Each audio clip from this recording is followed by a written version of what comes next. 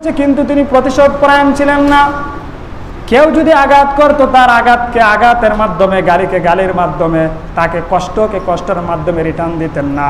তিনি তাকে ভালোবাসা দিতেন, তিনি তার সাথে উত্তম আচরণ করতেন।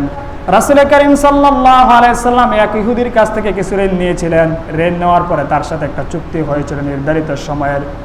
ইহুদি নির্ধারিত সময় পূর্ণ হওয়ার আগে রাসূলের কাছে চলে আসলো। এসে দেখেন বিশ্বনবী সাহাবায়ে কেরামের মাজমার মধ্যে উপস্থিত সাহাবায়ে কেরামকে নিয়ে কথা বলতেছেন, দ্বীনি তালিম দিতেছেন, তাদেরকে ওয়াজ নসিহত করেন। ওই সময়ের মধ্যে বড় বড় সাহাবায়ে কেরামকে ডিঙ্গিয়ে এসে বিশ্বনবীর চাদর মুবারকে জুড়ে টান দিল। টান দিয়ে নবীকে খাড়া থেকে ফেলে দিল। নবীজি দাঁড়িয়েছিলেন, এত জোরে আঘাত করলো, এত জোরে টান দিল, নবী মাটিতে পড়ে গেলেন, জমিনে পড়ে গেলেন।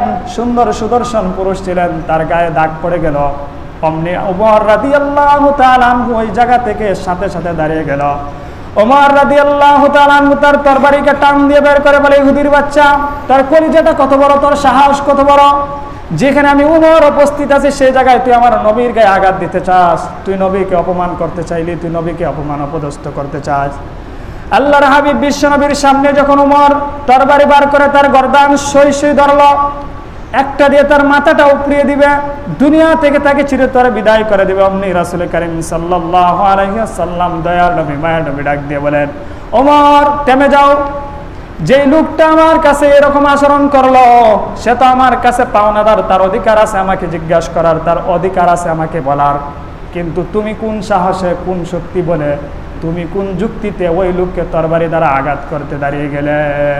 ওমর আশ্চর্য হয়ে গেল, কিরে, যে আমাদের সামনে নবীকে অপমান করে আর আমি কিছু করব না, আবার আমাকেই ধমক। উমর নিশ্চুপ, রেগে মেগে চুপ হয়ে গেল, কিছু বলে না। এবার উমরকে বলে, উমর তুমি কি আমাকে ভালোবাসো? উমর বলে, আগে নবীজি, ফিদাকা আবি ওয়া উম্মি, আমার মা বাবা আপনার জন্য কুরবান হয়ে যাক, আমার জীবনের চাইতে আপনাকে বেশি ভালোবাসি। বিশ্বনবী বলেন, যদি ভালোবাসো তাহলে আমার পাওনাটা মিটায় দাও, আর মিটায় দেওয়ার পরে তুমি কিছু বাড়িয়ে দিবা। উমর ডাক দিয়ে বলেন, আগে নবীজি, পাওনা মিটিয়ে দিব বুঝলাম, কিন্তু অতিরিক্ত কেন বাড়িয়ে দিব? নবী করিম সাল্লাল্লাহু আলাইহি সাল্লাম বলেন, এটা এজন্য বাড়িয়ে দিবা, সে পাওনাদার হওয়া সত্ত্বেও তুমি তার সাথে রূঢ় ব্যবহার করেছ। তার সাথে রূঢ় ব্যবহার করার কারণে তার এই রূঢ় ব্যবহারের বিনিময়ে তুমি তার এর চাইতে আরো বেশি বাড়িয়ে দিবা। তুমি তার সাথে যে আচরণ করেছো, এই আচরণের কারণে তুমি তার প্রাপ্য যেইটুকু ছিল ওই প্রাপ্যটুকু দেওয়ার পরেও আরো কিছু বৃদ্ধি করে দিবা, আরো কিছু বাড়িয়ে দিবা, তাকে ধমক দেওয়ার কারণে এবং তার সাথে রূঢ় আচরণ করার কারণে। লিপ্তা ছিল ইহুদি এবং পণ্ডিত ছিল, সে ইহুদি তাওরাতের আলেম ছিল। এবার যাওয়ার পথে বলে, উমর শুনো, আমি নবীজিকে এই জন্য আঘাত করেছি, কেন জানো নাকি? আমি তো হলাম একজন ইহুদি আলেম, আমি তো তাওরাতের মধ্যে পড়েছি শেষ নবী যিনি হবেন তিনি তার রাগের চাইতে, প্রতিশোধের চাইতে দয়ার পরিমাণ বেশি হবে, মায়ার পরিমাণ বেশি হবে। আমি পরীক্ষা করার জন্য সময় থাকার আগে আমি এসে নবীজিকে বিরক্ত করলাম।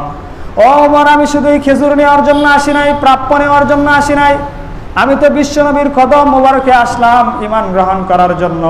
সাথে সাথে সকলের সামনেই তিনি পড়লেন, আশহাদু আল্লা ইলাহা ইল্লাল্লাহু ওয়া আশহাদু আন্না মুহাম্মাদান আবদুহু ওয়া রাসূলুহু। যে নবীর আদর্শ দেখে মুশরিকরা, কাফেররা ঈমান নিয়ে আসতো, এমন সুন্দর আদর্শ ছিল। রাসূল করিম সাল্লাল্লাহু আলাইহি ওয়াসাল্লাম সকলের সাথে, সকলের অধীনস্থ সহ, খাদেম সহ, নিজের পরিবার পরিজন, মুসলিম অমুসলিম সবার সাথে এমন সুন্দর আদর্শ স্থাপন করেছিলেন, যার কারণে আল্লাহ রাব্বুল আলামিন পবিত্র কোরআনে সূরাতুল আহজাবের 21 নম্বর আয়াতে বলছিলেন, লাকাদ কানা লাকুম ফি রাসূলিল্লাহি উসওয়াতুন হাসানা। আল্লাহ রাব্বুল আলামিন এই জন্য বলছিলেন যে তোমাদের জন্য তোমার নবীর মধ্যে আদর্শ রয়েছে, জীবনের প্রতিটা কাজের মধ্যে নবীর আদর্শকে অনুসরণ করতে হবে।